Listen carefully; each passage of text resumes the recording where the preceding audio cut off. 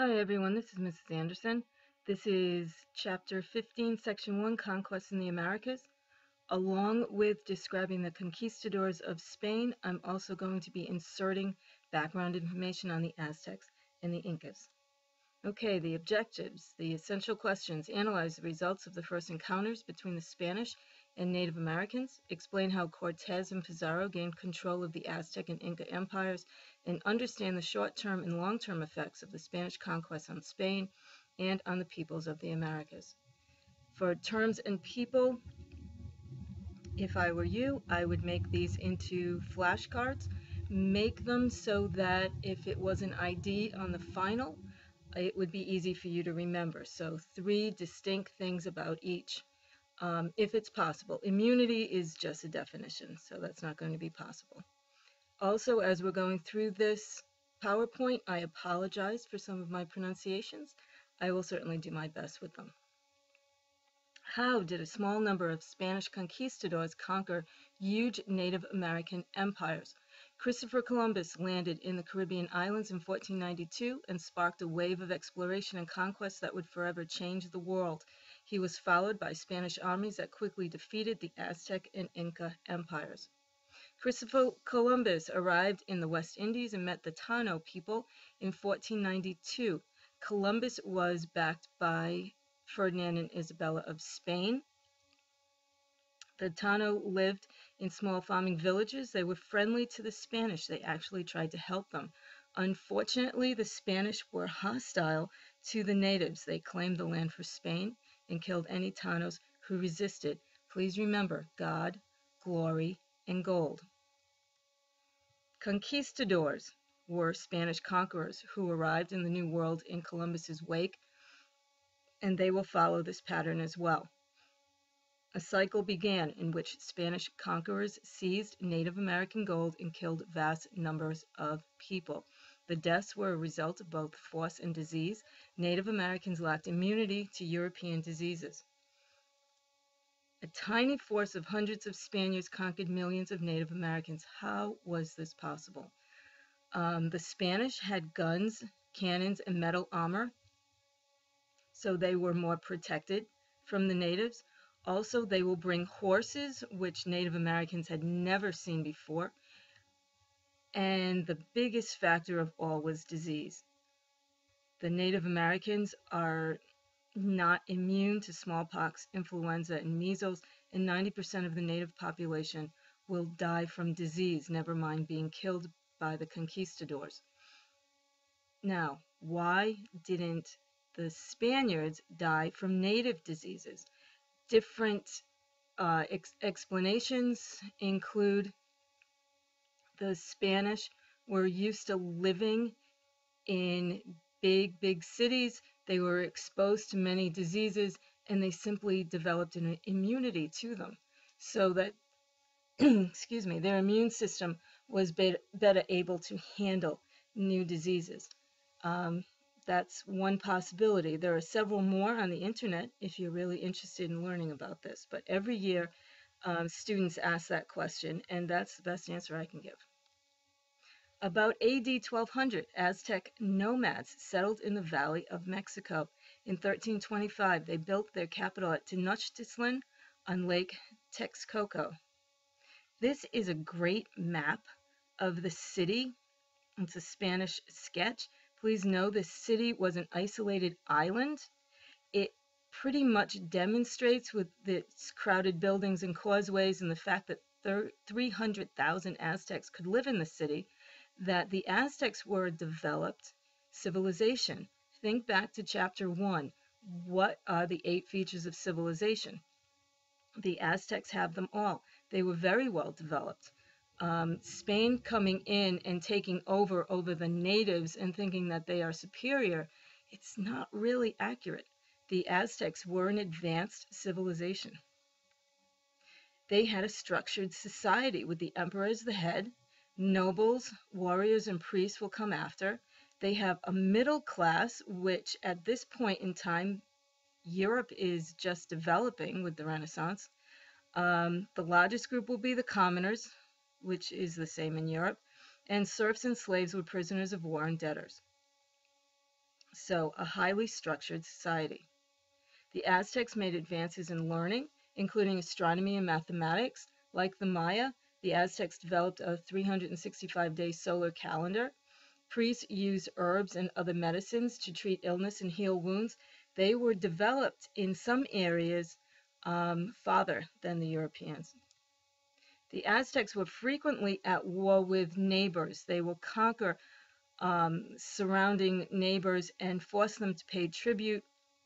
Tribute could be in the form of goods and services that are necessary. Prisoners of war will be used as human sacrifice to the sun god, and neighboring tribes will hate the Aztecs, and they will align themselves with the Spanish to gain revenge over the Aztecs. That is how approximately 600 Spaniards were able to take over an entire civilization. They had help. Hernan Cortez, according to some textbooks, the bravest of the conquistadors. I'm not really sure what makes him so brave. He took over an entire civilization and killed many people. He landed on the coast of Mexico in 1519 with 600 men, 16 horses, and a few cannon. Please remember the Aztecs had never seen horses or cannon before. He planned to conquer the Aztecs and headed inland to their capital city. The Aztec emperor at this time is Montezuma. Please know that Montezuma may be spelled many different ways, along with Cortez. The Aztec emperor heard about the Spanish before they arrived. He sent gifts in the hope they would turn back. He sent gifts of gold. Well, that's going to make the Spanish want to go to the capital city even more. Montezuma, according to textbooks, was incredibly superstitious. He was a theology student, and it was thought that maybe these fair-skinned Spaniards could be the god Quetzalcoatl. Quetzalcoatl was supposed to be coming back to Earth, and he was supposed to be divine, fair-skinned, bearded man. This picture of Hernan Cortez it's a little funky picture. I apologize for it, but it does demonstrate the fair skin, the armor, which the Aztecs had never seen before, and he's bearded, whereas the Aztecs were not. So it is possible that they thought Cortez and the rest of the Spaniards were divine, superhuman. Cortez was aided by a young Indian woman named Malinche, whom the Spanish called Dona Marina. She served as a translator and advisor to Cortez. She hated the Aztecs as they had taken over her people, and she helped Cortez form alliances. So 600 Spaniards will be able to take over the entire Aztec civilization because they have help from the neighboring tribes who hate the Aztecs. Cortez continued on to Tenochtitlan. He was greeted by the Emperor Montezuma, but hostilities quickly grew. The Spanish tried to convert the Aztecs to Christianity. Remember, God, glory, gold. They're justifying why they are there. They imprisoned Montezuma to gain control of the city and its riches. A new force of conquistadors arrived and challenged Cortez. In the resulting struggle, the Aztecs drove the Spanish out of the city.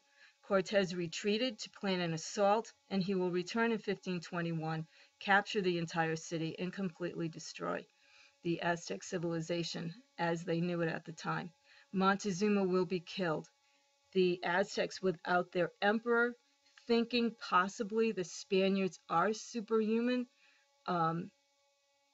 will simply give in.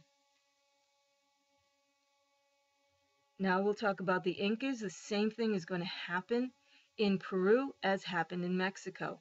I'd like you guys to remember Cortez conquered the Aztecs in Mexico. Pizarro conquers the Incas in Peru. The Incan capital was Cusco. The Andean Empire stretched 2,500 miles. Please know that the Andes mountain range is the longest mountain range in the world. The Inca had absolute power. They are called the Inca civilization, and their head is also called the Inca. He claimed to have descended from the sun, so he is a god as well. Gold is the sweat of the sun, and it is his symbol. He owned all the land, herds, and mines in the empire. No private property at all. All people worked for the Inca. The Inca exacted a labor tax and efficiently organized and fed his people. His queen will rule in his absence. The Inca rulers ran an efficient government, so once again we're dealing with a highly organized civilization, just like the Europeans. Nobles ruled the provinces along with local chieftains. Officials enforced the law and organized labor. Specially trained officials kept records. However, they had no writing system. They had a series of knotted strings which represented various numbers. And there is a picture of them right there. The Inca unified their empire using language, religion, a system of roads, and their army. All citizens had to use the Incan language and practice their religion. They had an extensive network of roads crisscrossing their empire. They had bridges, tunnels, numerous military outposts. Kind of reminds me of ancient Rome. So highly civilized civilization. The Inca system of roads all led to the capital, Cusco. People from all over the empire lived in Cusco, highly metropolitan city. They practiced many traditional crafts. In the heart of the city was the Sun Temple, which had walls lined with gold. So absolutely everything the Spanish are going to want. Forts and temples were constructed of huge stones placed so precisely that they have withstood centuries of earthquakes, and they have brought some people nowadays to say that they must have been built by aliens. I don't believe that.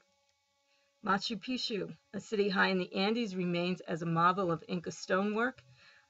Pilgrimages are done to Machu Picchu. Many people have this city on their bucket list because it is so amazing. The Incas strictly regulated the lives of the millions of people who lived in their empire. They will make enemies along the way by doing so, just like the Aztecs did. In each city, an Inca official assigned jobs, organized work, and even arranged marriages. Farmers worked for their community, and farmers also worked on construction projects. So, public works.